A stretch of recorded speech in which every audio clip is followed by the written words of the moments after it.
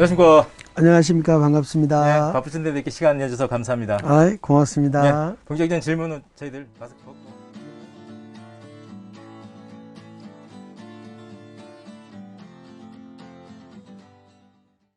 네, 행정자치위원장이면서 이번 제주특별법 전부개정 TF 단장까지 맡으셨습니다.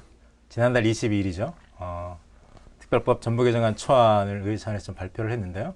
어떤 과정을 거쳤고 어떤 내용을 좀 담고 있는지 좀 간단하게 먼저 좀 설명 부탁드리겠습니다. 네, 큰 틀에서 우리 특별법이 총 6편인데 4편들이 총칙, 도민복리 증진, 두 번째가 자치분권 강화 측면의 제주특별자치도 설치, 그리고 3편이 국제자유 조성과 관련된 부분입니다. 그리고 4편이 산업 육성이라든가 지역균형 발전 강화, 이 4편 중심으로 110여 개의 과제를 발견하라고 우리 TF에서 노력하고 있습니다. 예, 의회 차원에서 제주특별법 전부개정안 초안을 만든 것 자체가 대단히 의례적인데요. 어떻게 해서 우리 의회 차원에서 제주특별법 전부개정 TF팀을 만들게 되었는지요? 우리 자남수 이장님께서 이제 하반기 의장으로 취임하면서 대단히 열정이 높으십니다.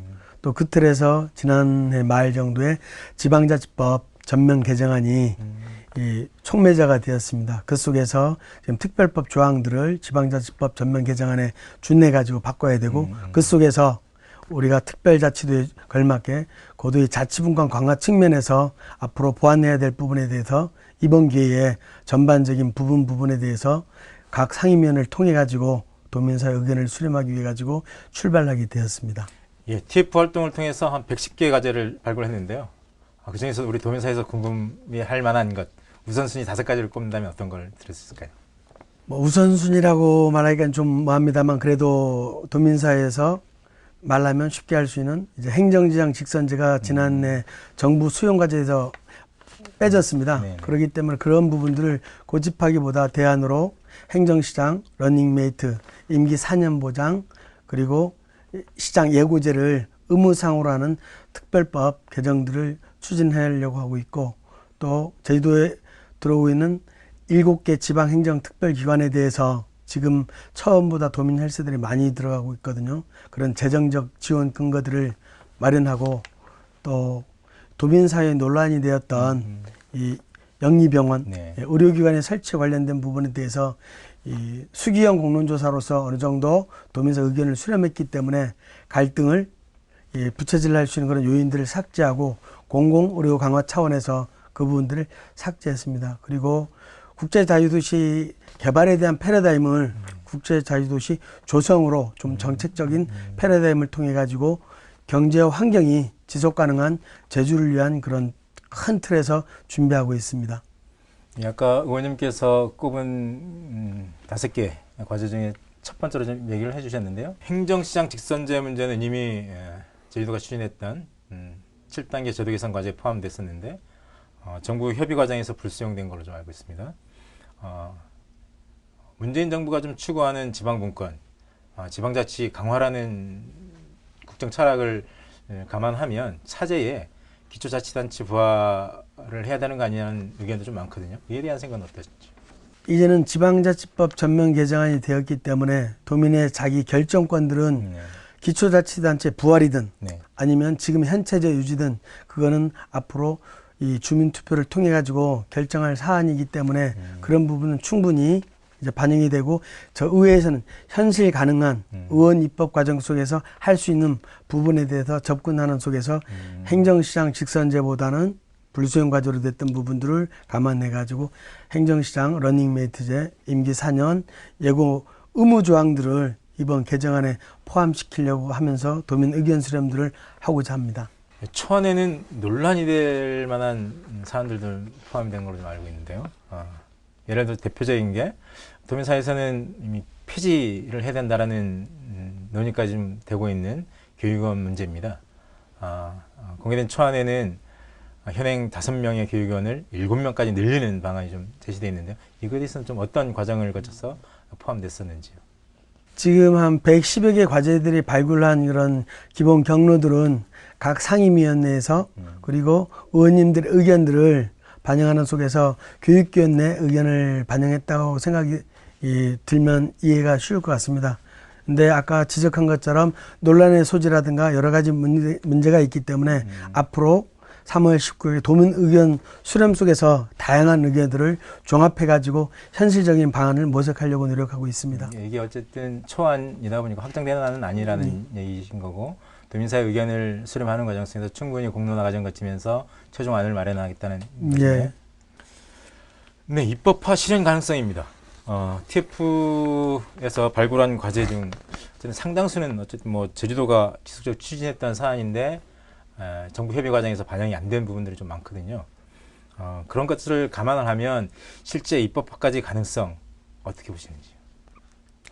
맞습니다. 어려운 거는 현실인데 우리가 이 특별법을 이제 국가가 만들고 국가의 책무 속에서 고도의 자치분권 네. 그리고 이 자치재정권까지 자치 입법권까지 하겠다는 국가의 약속이 있었기 때문에 나름대로 불수용 과제들이 있지만 특별자치도 완성을 위해서는 꼭 필요한 부분들입니다. 안 받아들인다 해가지고 그거에 대해서 가만히 있을 게 아니라 그거에 대해 달라진 우리 제주도의 지역 환경이라든가 그리고 나름대로 특별자치도 분권화 속에서 걸어가는 길에 좀 더 국가의 힘을 받아야 될 부분에 대해서는 좀 더 설득 논리들을 개발해가지고 더욱 노력해야 될 과제인 것 같습니다.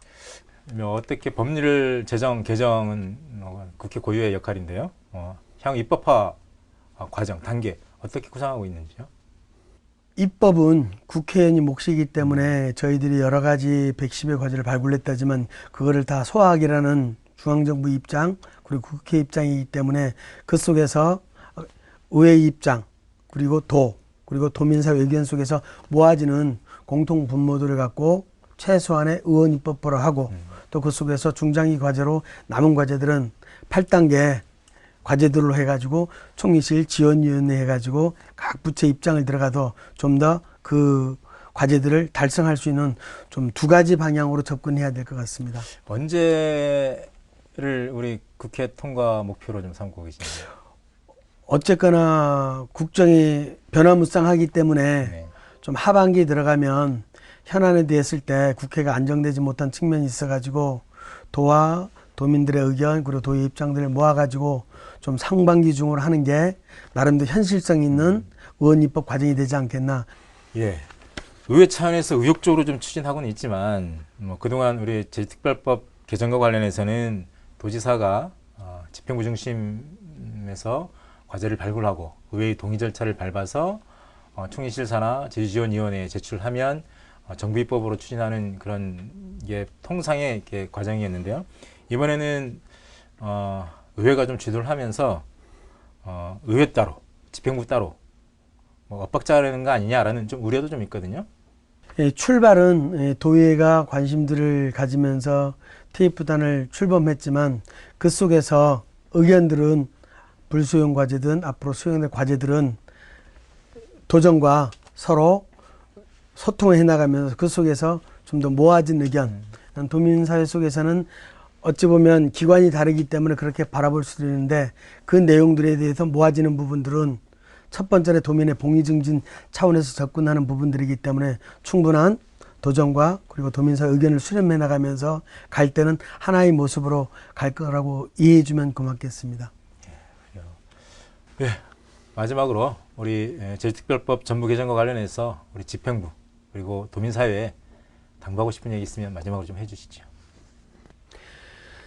나름대로 어려운 과제이긴 하지만 법이라면 도민사회 속에서는 좀 더 딱딱하고 뭐한 부분이 있긴 하지만 지금 이런 속에서 공론화 과정들을 거쳐나간다면 특별법에 대한 체감도는 특별자치에 대한 체감도는 도민 속에서 나름대로 이 부정적인 영향들도 있고 나름대로 어느 정도 성과가 있다고 하지만 좀 더 그런 부분들을 이번 기회에 한참 끌어올려 가지고 특별자치도 설치 이후에 15년간의 자치 과정들을 겪으면서 어떠한 문제들이 있는지 제도적인 부안들은 어떤 부분이 있는지 그리고 정부가 수용 안 했다 해가지고 이대로 뭐 할 것인지 특별자치도의 목적에 맞게끔 국가의 책무에 갖게끔 도민사회 공론화하면서 의견들을 다양한 전문가 의견 그리고 시민사회 의견들을 나름대로 홈페이지라든가 공문을 통해서 다 보냈기 때문에 이번 기회에 좀 더 관심을 가져주십사 말씀드리고 싶고 그 기한은 충분하기 때문에 일정상은 3월 19일이지만 그 이후에도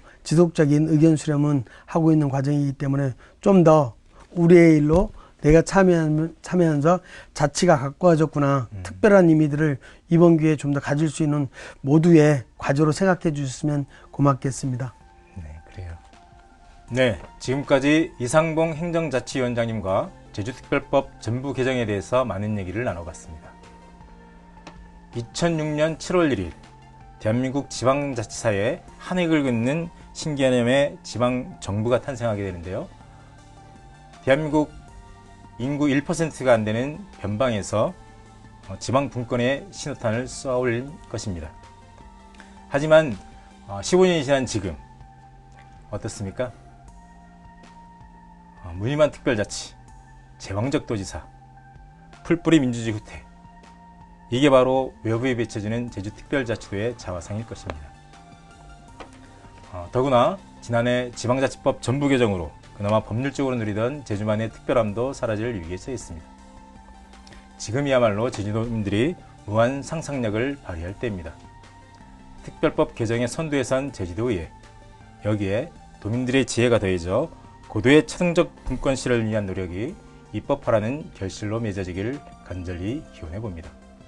이상으로 이슈 인터뷰를 모두 마치겠습니다. 수고하셨습니다. 수고하셨습니다.